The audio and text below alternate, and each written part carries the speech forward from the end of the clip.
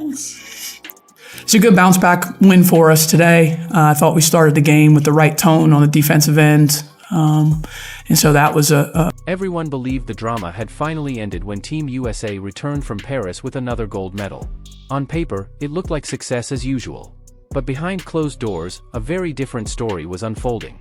And now, the final domino has fallen. After months of backlash, criticism, and accusations of internal sabotage, Team USA head coach Cheryl Reeve is officially out. While the public statement frames it as a routine contract expiration or a mutual decision, the timing tells a much deeper and more uncomfortable story, one about what happens when the establishment challenges the most powerful star in modern sports. This wasn't just about basketball.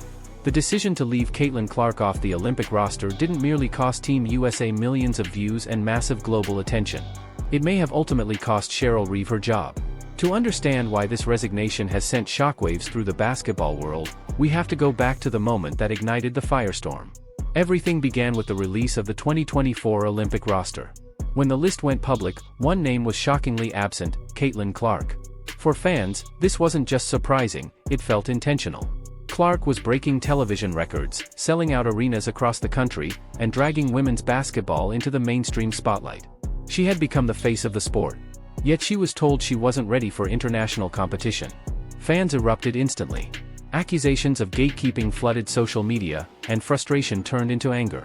Very quickly, attention shifted toward one person believed to be at the center of the decision: head coach Cheryl Reeve. Almost overnight, the narrative changed. What was once framed as a basketball decision started to feel personal. Speculation spread that the league's old guard wasn't just skeptical of Clark, they were threatened by her.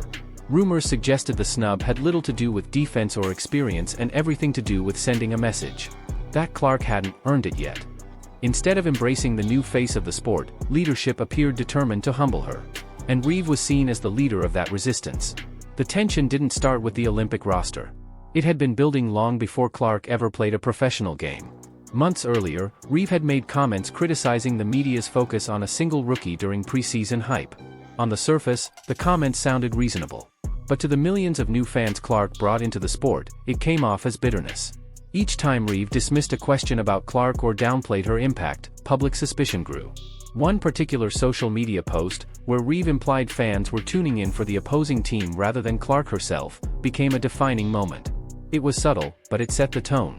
An us versus them divide was born. On one side were the fans, demanding to see the most exciting player in the world on the biggest stage. On the other was the establishment, digging in and insisting tradition mattered more than popularity. Then the numbers arrived, and they were impossible to ignore. While the WNBA enjoyed its most successful season ever thanks to the Clark effect, Olympic ratings failed to reach their potential.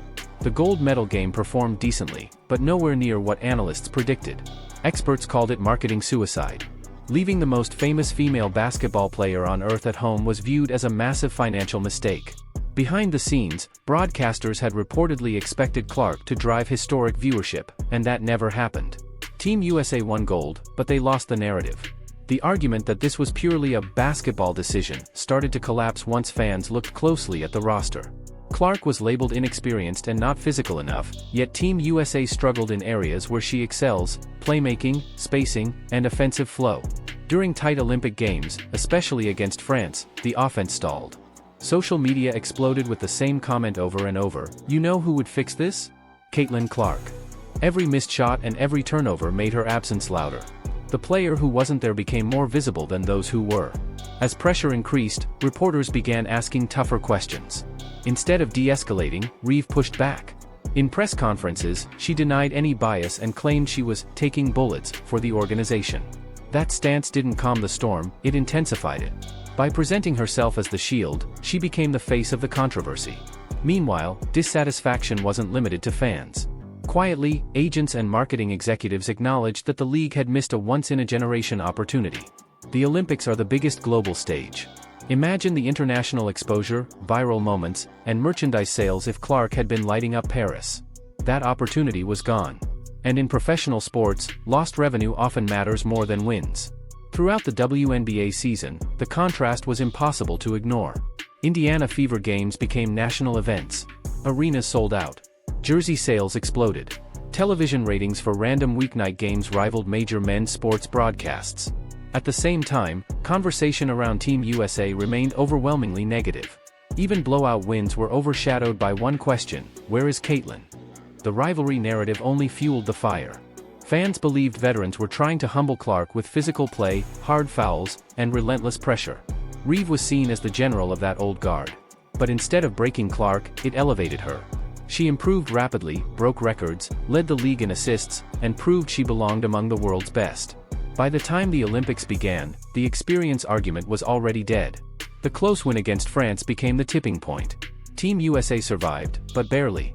Critics pointed out the stagnant offense and lack of creativity, the exact problem Clark solves with her generational playmaking. After the Olympics, the silence was striking.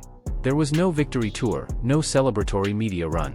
And then the announcement came: Cheryl Reeve would not return. Officially, it was her decision. Unofficially, the pressure had become too heavy. With the 2028 Olympics set for Los Angeles, USA basketball needed a reset. Clark will be the face of that team. Keeping the coach who left her off in 2024 would have been a public relations disaster. By removing Reeve now, the organization is clearing the deck for a new era. This departure represents more than one coach stepping away. It symbolizes a philosophical shift. Reeve's hard-nosed, defensive style belongs to an older era. Clark represents pace, spacing, and modern offense. USA basketball knows it must adapt, not just to win, but to survive in the attention economy. In the end, this saga is about ego versus reality. Cheryl Reeve is a legendary coach, but she failed to recognize that Caitlin Clark isn't just a player, she's a movement. You can't bench a movement. You can't stop a tidal wave. The gatekeepers have lost control. The future has arrived. And Caitlin Clark is only getting started.